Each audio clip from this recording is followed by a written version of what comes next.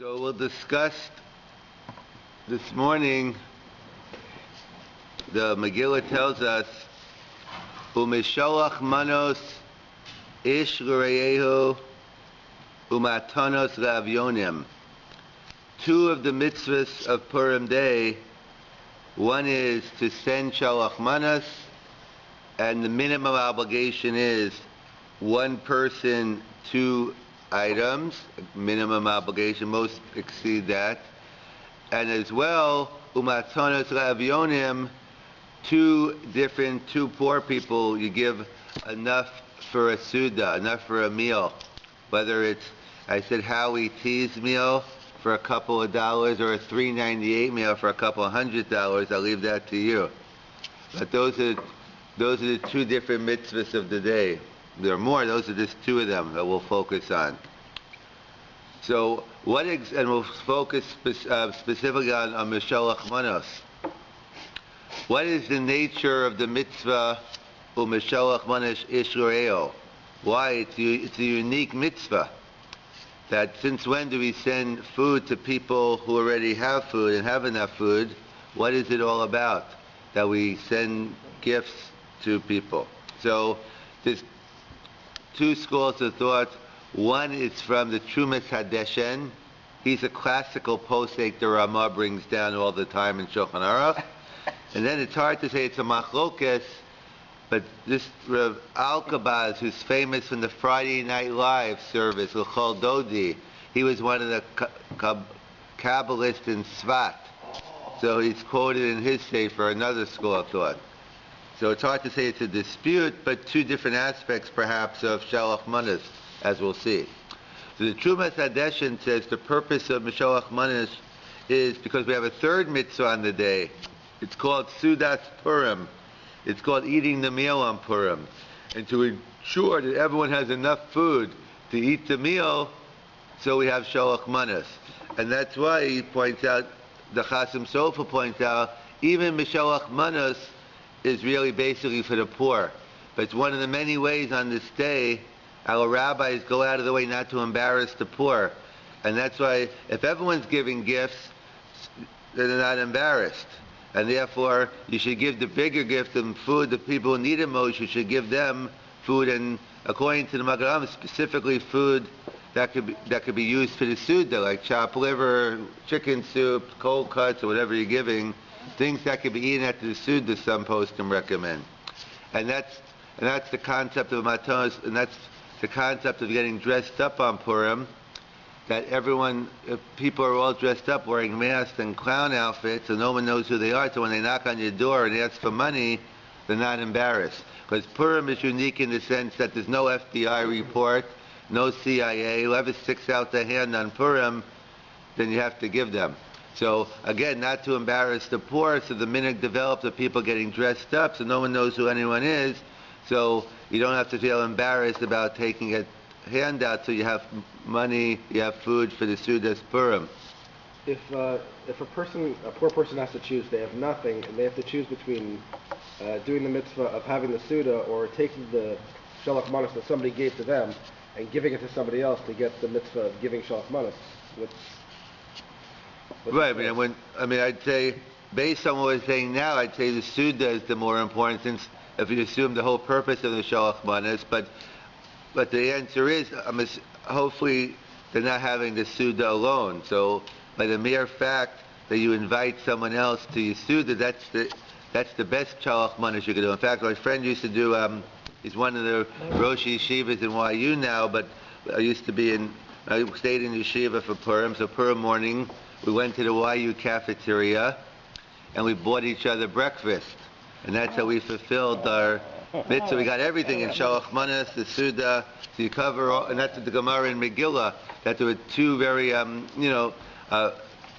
poor rabbis, so they used to invite each other over to the meal. According to Rashi, as a big chiddush, every other year they switched. The simple pshat is they switched off every year. They both gave, but what do you mean? Is sholach manos a biannual mitzvah? Does someone want to say a chiddush that if you're not having a suda, you're not chayiv in sholach manos even? We don't assume that way, but I'm saying, but that's working with that school Yeah, Jeff. A couple of things.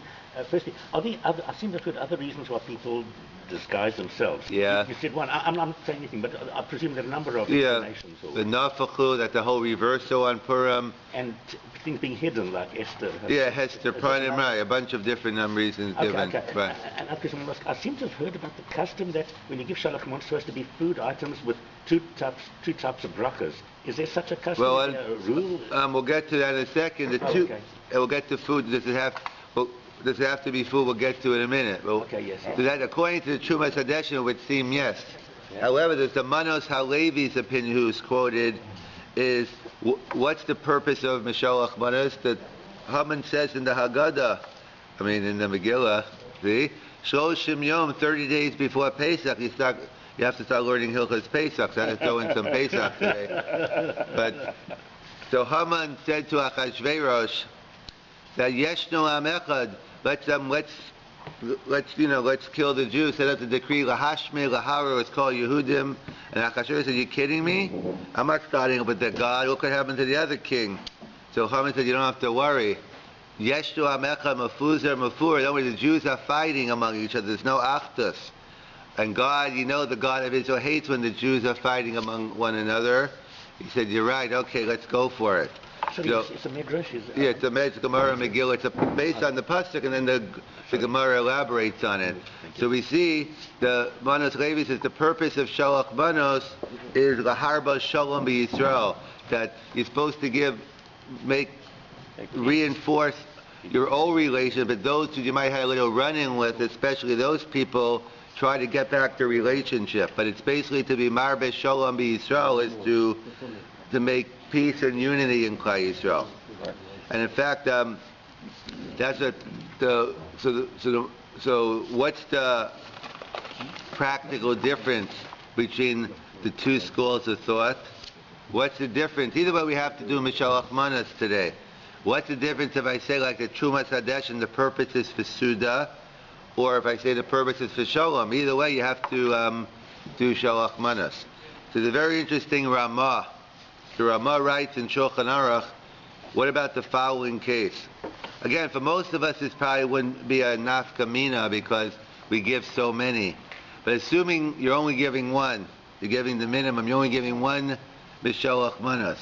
And you go to the person, and the person said, "Thanks, but no thanks. I have plenty of treats in my house. My wife will kill me if I take it," or whatever other reason. "But thank you, but I'm not taking it." Do you fulfill your mitzvah of Mishalach Manos? Yes. I guess you tried. So the Ramah writes, yes. So which school of thought is the Ramah seem to be working with? The Trumas Hadeshen or the Manos Halevi? Suda or Shalom? Shalom, I guess.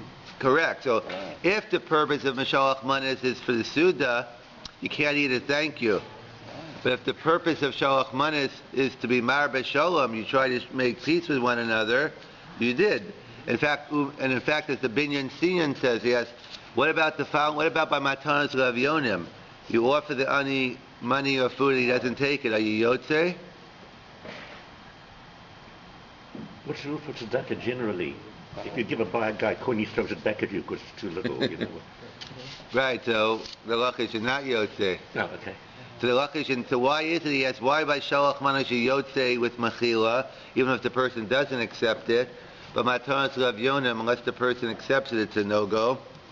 So the Binyan Sion writes because it's an allusion from the pasuk. Because what does the pasuk say? Umishalach Manos Israel. The mitzvah of Shalach Manos is sending, is to try to give it. Umatanas Lavionim. Matana is always miyad liyad. It's always if the person accepts it, the receiving. So he finds allusion to this Ramah in the pasuk in Megillah Esther. But nevertheless, that'd be a major nafkamina between the Trumas Hadeshen and the Manos Levi, whether Mechila works for you. A person can't be mochel. You can't make him take it. The problem's not him. The problem is you. You'll have to find someone else. Again, since you're going to 100 different people, it won't be a practical difference. Because even if he doesn't, so what? He only did it to 88 people instead of 100. Yeah, Henry, go on. If If the purpose is only making peace, then there's no obligation to be providing food in your shalach. Correct. That'd be very good. So a second nafkamina would be is, let's say someone came and brought you an iTouch 2, and they brought you a bicycle. Or versus a person who brought you some no-frill raisins and some lousy no-frills cola. Who gets the mitzvah? So, well, which one would you prefer? So, a lot of people might prefer the iTouch 2 and the bike and not the lousy raisins and Coke. But what's the halacha? So it depends.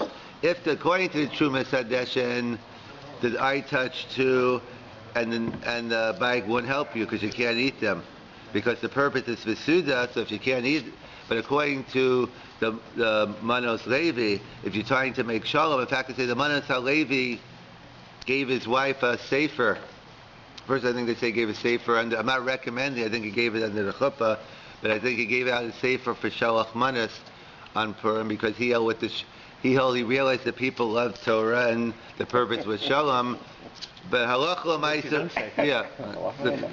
halacha l'maisa, we supposed to mamachmer that you have to give food, and the Magen Avraham says not even food, but it should be food that's already ready to go, and preferably food. Any food's good because you could eat any food for a dessert, but preferably food you can eat at the Suda itself. Working along with the Tue May Sadeshin. So go on. It must be 2 items of food. And so you're going to deal with that. Right. So it has to be 2 separate items, but it's a misnomer. It doesn't have to be. People think there has to be 2 separate brachas. Okay. That I didn't find any source on that. Okay, that good. You can give. I mean, there is a discussion about giving drinks and liquids. We paskin yes, because there's a Gemara in Megillah that the guy gave someone. The Gemara in Megillah that he gave someone a big piece of meat. They're talking my language here, and a big keg of wine. So the Gemara says, Kiyamta b'no Rabbeinu u'mishalach manish ishrei u'matan. So the Gemara has a girsa, you fulfill both mitzvahs. So obviously, the guy was poor, obviously. So how do you fulfill both mitzvahs? Last I checked, the 2 separate mitzvahs. It has to be one mitzvah for shalach manis. So how would you explain? In one giving, he fulfilled both mitzvahs, based on something we just said before. I'm sorry, that was more than 30 seconds ago. I can't expect you to. My apologies, sorry. But how would you explain that, Gemara? Because he seems to be working with the Ramah. He gave the piece of meat and the bottle of wine to this poor person, to the person. No, he gave it for Shalach Manas. The guy said, thanks, but no thanks. You fulfilled your mitzvah. Then this guy was poor. He said, okay, take it for Matanas Gavyonim. And for some reason, the guy took it for Matanas Gavyonim. So therefore, you got to fulfill both mitzvahs with the one giving. That's how some say, that's where the Binyan Sion got it from that Gemara in terms of that. But that's so what, and also what about the following case? Let's say someone, it happens so often you go to someone's home, they're not home. So you leave the shalach manas at the doorstep, and let's say either you didn't have a card on it or it flew away. In this weather, so they walk home and they find the shalach manas on the door. They don't know it's from you. Do you fulfill the mitzvah or not? If it's to make peace, you haven't, because I know. Right. So according to the Tue May Sadeshin, but I don't care who gave it. If it's good, I don't care what's in it, not who gave it. So if it's something good, I'll eat it, so I can fulfill my mitzvah suda with it. However, if it's shalom, I guess on one hand you could say someone in the community likes me, but it wouldn't necessarily make it. You wouldn't know actually it's you, and so therefore some would say, it's more peace within the community. Right, a more general peace, but not necessarily shalom for you. So those are those are some of the nafkaminas, the practical difference on whether the purpose of Mashalach Manas is for Suda purposes or for Shalom purposes, whether you could be mochel, whether it's an anonymous giver, or whether you have to give food.